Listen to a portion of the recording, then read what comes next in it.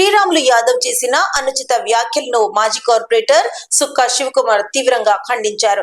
శ్రీరాములు యాదవ్ ముందు నిజం తెలుసుకొని మాట్లాడాలని ఎద్దేవా చేశారు. అందరికీ నమస్కారం.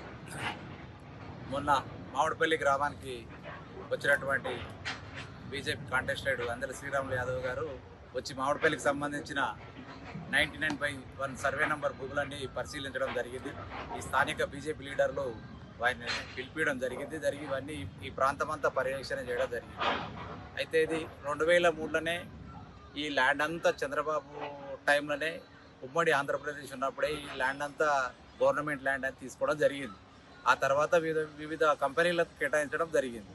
అందులో భాగంగానే ఈ ముస్లిం గురుకుల మైనార్టీ వాళ్ళకు కూడా కేటాయించడం జరిగింది.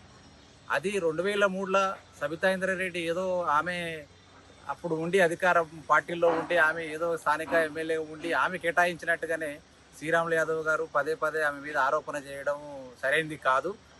అది తెలుసుకోవాలి. మీరు దాని పూర్వపరాలు తెలుసుకున్న తర్వాతనే ఆమెను విమర్శిస్తే బాగుండే. ఎందుకంటే మా ప్రాంతం ఒకప్పుడు అంతా చెట్లు గుట్టలు ఉన్నటువంటి ప్రాంతం మాది. ఒక బలరగొట్టి గేటు పెట్టినట్టు ఉంటుండే మా ఊరి.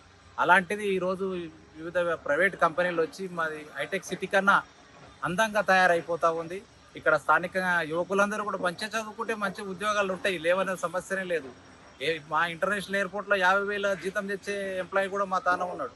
కానీ చదువుకోక 10-12 చదివి మాకు కూడా బాత్రూమ్లు కడిగిపిస్తారు, ఇక్కడ చెత్త తీపిస్తారు, అది చేపిస్తారు. అంటే మంచిగా డిగ్రీలు పాస్ కాబట్టి మంచి కంపెనీలు వచ్చినాయి. ఆ కంపెనీలలో మంచి ఉద్యోగాలు ఉన్నాయి.